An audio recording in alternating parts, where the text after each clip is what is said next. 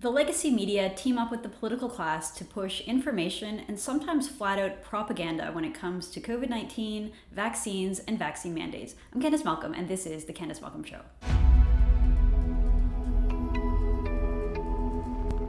Hi, everyone. Thank you so much for tuning in. One of the biggest stories of the year has been not just COVID, not just the persistence of COVID still in our lives, despite the fact that we have jumped through every hoop that public health experts have asked us to, whether it's 15 days to stay home to flatten the curve, the creation of new things in our society that we'd never had to use before, like masks and social distancing.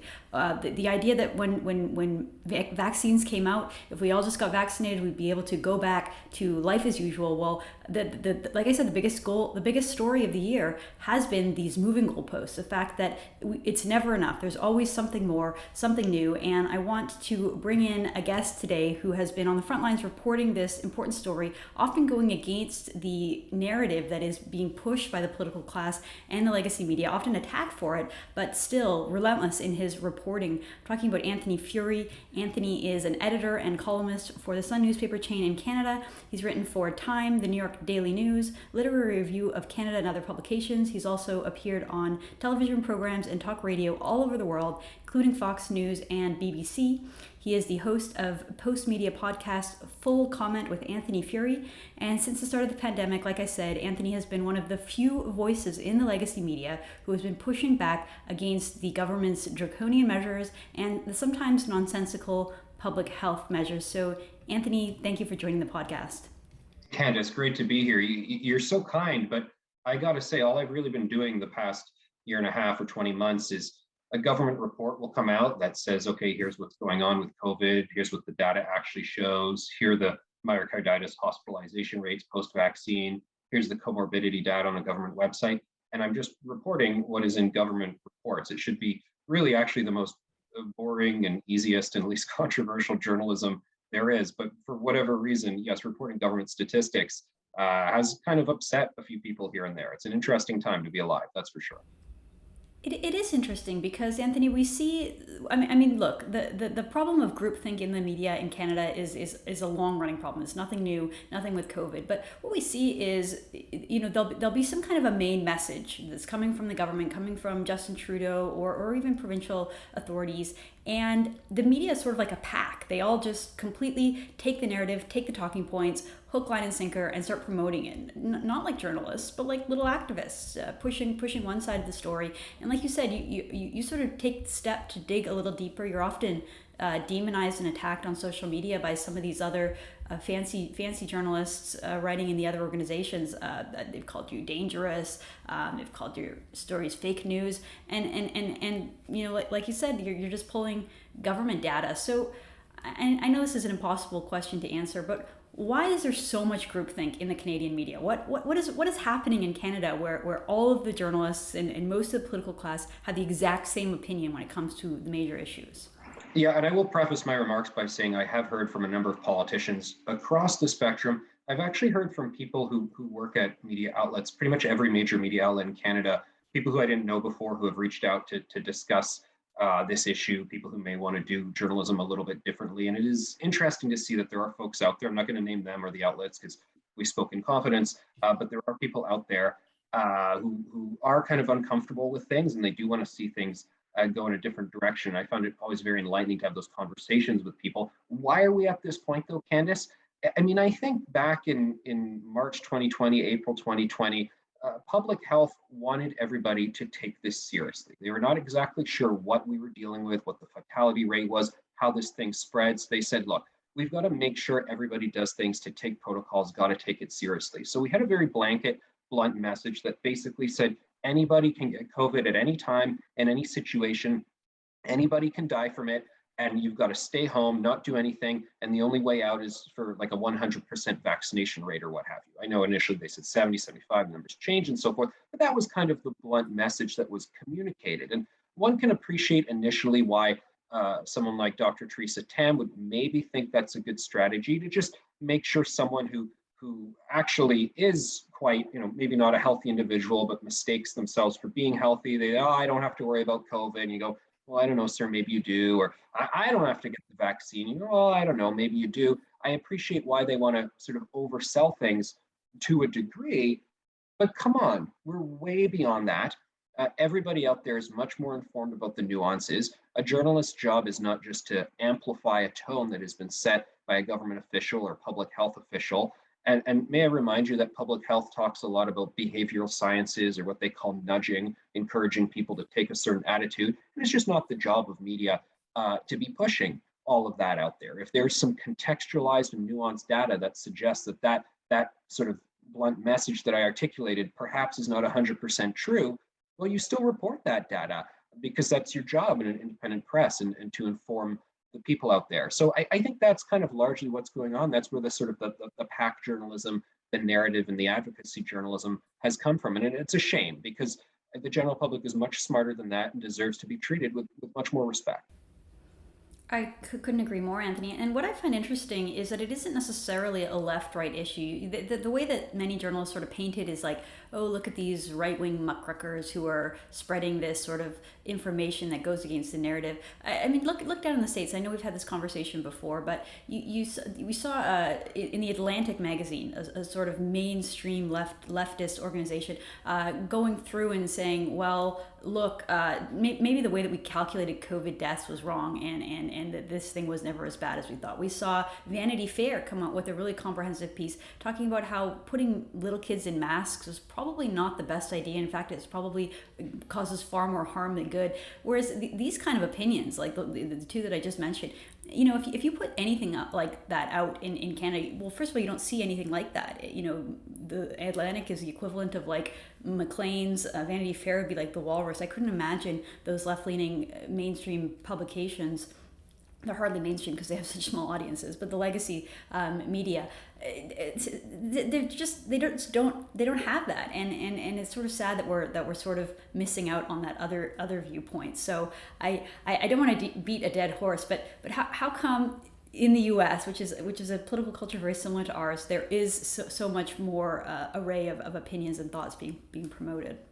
Yeah, you're so right. I mean, here where I am in Ontario, we suffer from what I would call an information silo. In Ontario, people, and particularly in Toronto, like to congratulate themselves as being so worldly and cosmopolitan and informed, and yet they were deeply ignorant throughout COVID of what was going on in, say, Michigan, a place that had worse COVID rates than Canada, but was always much more open. Michigan is a bit more of a left-wing state. Governor Democrat Gretchen Whitmer is very much connected to Joe Biden. Also in Ontario, we didn't know what was going on in British Columbia. I appreciate a lot of my BC readers. They're still unhappy with some of the restrictions in BC, and they hate that I talk them up as a great success. But I do think the only NDP government in Canada has actually been the most balanced government in its response to the pandemic. Here in Ontario, the idea of children not wearing masks in schools, which is still going on right now, and I believe the kids should not be wearing masks in schools. In British Columbia, they actually did revert back to it, but for most of the pandemic, particularly elementary age kids, did not wear masks. To your point about the United States, you're right, much more nuanced. New York Times, Atlantic, they're all saying things that generally would not get published in a Canadian outlet. Here in Canada, we would have followed, say, the Brett Kavanaugh hearings, which has nothing to do with our lives. We would have followed every minute of it, every nuance. We would have sort of microanalyzed all of it, but we don't really pay attention to the US COVID response. And I think a lot of leading Democrats, forget Ron DeSantis in Florida, forget Greg Abbott in Texas, prominent Democratic voices have called for much more balanced response. Lori Lightfoot, mayor of Chicago, she's a very left-wing individual. In January of 2021, she said, reopen the restaurants, reopen the stores. That would have been considered far-right crazy talk here in Canada.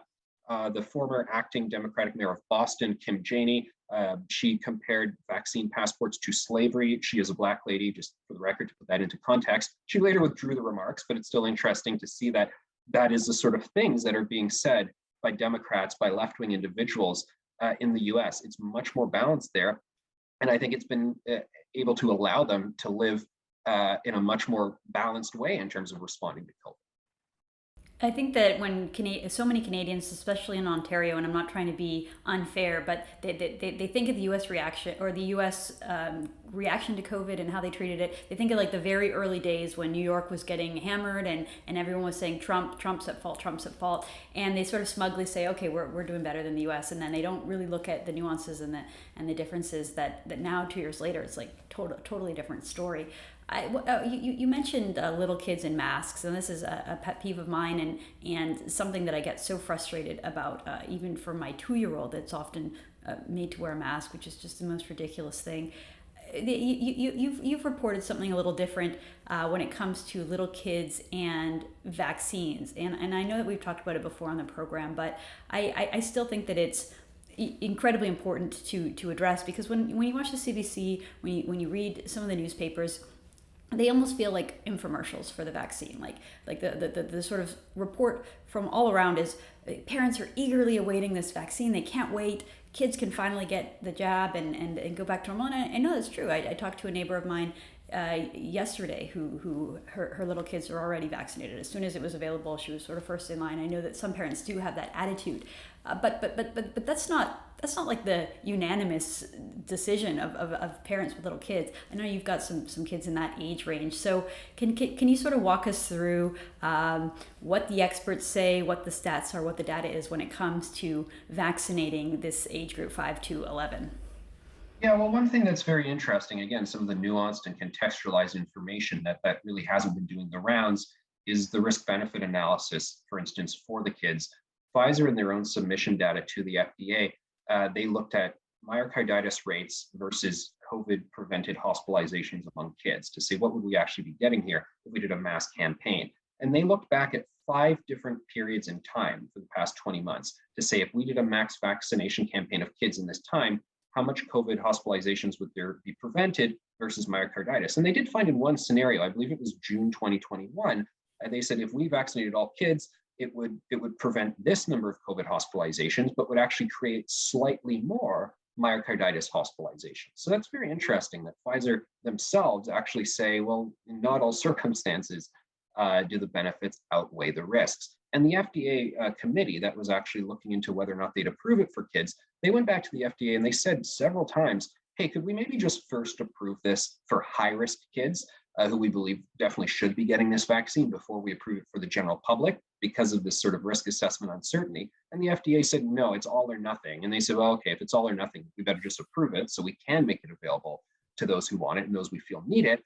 But that is not really the stuff that comes out in the reporting. You think the reporting is the FDA saying every kid must get it immediately. So let's come up here to Canada. What happened with NACI, which is our immunization advisory committee, when they approved the vaccine for kids, they made a number of statements about how, by the way, this clinical trial will only detect side effects like myocarditis in 1 in 1,000. But if it's any worse than that, we just don't know, and there's limited data. They make a point of saying in their documents, their approval documents, that parents should be respected, whatever choice they make. Someone should not be stigmatized for not going along with the vaccine. And one interesting document that they sent to medical providers, they didn't make it public, but I have since had it confirmed by Health Canada, is they make it clear that they approve vaccines under 2 categories, a may be offered and a should be offered. Should be offered means we really think everyone needs to take this because there's a big problem right now. May be offered is, well, look, let's make this available, but we don't have to pressure everybody to taking this. And they clarify the kids' vaccine is the may be offered, just because the compelling reasons to push it on everyone isn't there right now because the risks to children of COVID are so small, and there's a lot of uncertainty still around side effects for the vaccine. And Candice, that is straight out of a Health Canada document. And yet I think very few people, even very few doctors, I believe, who are appearing on television talking about this issue, very few of them are probably aware of these nuances out there. And this is not me telling anybody what personal decision to make. I'm just saying this is what is in these official documents by the people closest to the story. Well, I do like the fact that they say that parents should be respected either way, because I absolutely agree with that. I agree with that, Anthony, for everyone. If you have personal reasons why you don't want to get vaccinated, all the power to you. I don't think that we should live in a society where we force people to do things. I don't think that we should live in a society where parents who choose to wait to get their kids vaccinated are demonized or labeled anti-vaxxers. And one of the other interesting things that I read in the report that you did on the NACI report was that the justification to vaccinate kids for any reason other than just to protect the kids is wrong. So when you watch the CBC report, it was like, the purpose of the vaccine for kids is to keep them safe and to protect vulnerable people in their life and to protect general society from COVID. But it's like, no, you can't vaccinate little kids to protect other people. You can vaccinate little kids to protect kids, and I think that that's something that is missing from a lot of the way that people are thinking about it. I want to talk about the idea of the sort of what Doug Ford once called a split society. He said he didn't think it was right to implement this vaccine passport idea at the get-go. Of course, he changed his mind. I remember you writing about a hypothetical vaccine passport over a year ago, and other journalists saying that you were spreading fear and that we wouldn't get a vaccine passport in Canada. And here we are, where we saw Justin Trudeau spend half of the election demonizing those who opposed it and sort of scapegoating them. I've talked to a lot of people who are unvaccinated, a lot of people who oppose it for health reasons or moral reasons or religious reasons. And Anthony, from the people I talk to, these people feel afraid. They feel persecuted. They feel demonized, scapegoated. All these things that Canada doesn't do. We don't do that to groups. We don't blame one group for all of society's ills. We don't implement snitch lines on one group. Except for some reason, this group of unvaccinated people. And I know you report on this a lot as well. And I wonder if you could comment on the sort of creation of a split society where we have the sort of untouchables, which are the unvaccinated in today's society. Let me just say this. I have read about how in past times where there have been major societal upheavals, turmoil, the Cultural Revolution in China, in past pandemics, actually, where there were odd choices made by society and shaming and odd things people did to their fellow neighbors, or even some of those videos we've seen. I remember a video coming out of Quebec back during the absolute height of the lockdowns, where a family had extended family members over. It might have just been parents in their 60s or so had their son who was in his 30s and his wife over for dinner. That's all it was. Neighbors called the police, and the police came. And the people were very angry that they'd come into the house, and a physical altercation happened. I don't encourage anyone to get into a fight with the police, but it happened. They were saying, "Leave me alone, get out of our house." They were trying to find them or drag them out for having their son over for dinner. And I believe that in the years ahead, we will deny that those things happen. People will feel silent, deep shame over those things that happened. And I believe that many of the medical experts who appeared on television encouraging the climate for these things to happen, that they will try and pull a revisionist history, and they will deny that they had the positions they had. And they say, well, no, I was actually one of the people who called for a more balanced response. No, I thought that was a bit too extreme. I believe that's going to happen. I think it's already starting to happen a little bit. And I think we should and we will feel deep shame about how we treated our neighbors and our fellow Canadians over a lot of all of this. Well, I hope you're right, Anthony, because I can see another path which is even darker, where we maintain these positions and we bring them into our post-pandemic life, if a post-pandemic life even is out there, where there's greater and deeper persecution. But I hope that you're right, that we move on past from all this, and people who acted that way are ashamed. Well, it's sort of a year-end interview, Anthony, and so I just wanted to say that we really appreciate the reports that you do for True North. You're one of our best reporters. Your videos are really popular, and I know our audience really appreciates you. What do you have in store for 2022? Do you have any big reports coming out? Any big things that you're going to be covering? What does the year look like for you? Oh, wow. Well, look, I think it's all about, again, getting the verified data from government to help tell people what's actually going on, whether it comes to COVID statistics, COVID data, or basic things like we hear renewed interest in legislation for the climate crisis. But then when we actually look at the federal government's own data, we see that Canadians' per capita emissions are dropping 20%. Emissions are actually going down in Canada. The situation's looking okay. And this is actually because of innovation through industry. Building a better mousetrap, lots of great Canadian talent putting the R&D in to building solutions. I don't know what's going on at these climate Glasgow, Paris events and so forth. It seems like a lot of, people having some cocktails and hanging out and everything. I think that has nothing to do with the situation. And I really put my faith in industry just doing awesome things and great innovation. And I think you got to get that data out there as well about what's going on with the climate stuff, because a long time ago in April 2020, the Green Party of Canada actually put out a release saying, yeah, this whole shutting down thing, this lockdown thing, this is actually good for the climate as well. So let's keep that in mind moving forward. And let's keep in mind that they said that, because That's scary. Well, it's true, and you hear so often Justin Trudeau throughout the whole pandemic. He wouldn't just talk about the COVID crisis. He would always make a point of saying that the dueling crises of COVID and climate. It was like he couldn't. He wanted to compare the two. He wanted to keep it in your mind. It's like, okay, we've gone through this whole COVID crisis thing. Let's just replicate that with the climate and get everyone scared and make everyone take huge sacrifices and throw out the debt. Run up the debt.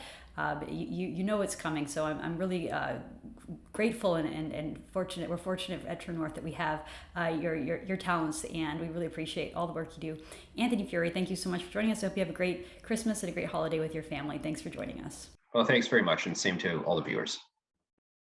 All right, thank you so much. I'm Candice Malcolm, and this is The Candice Malcolm Show.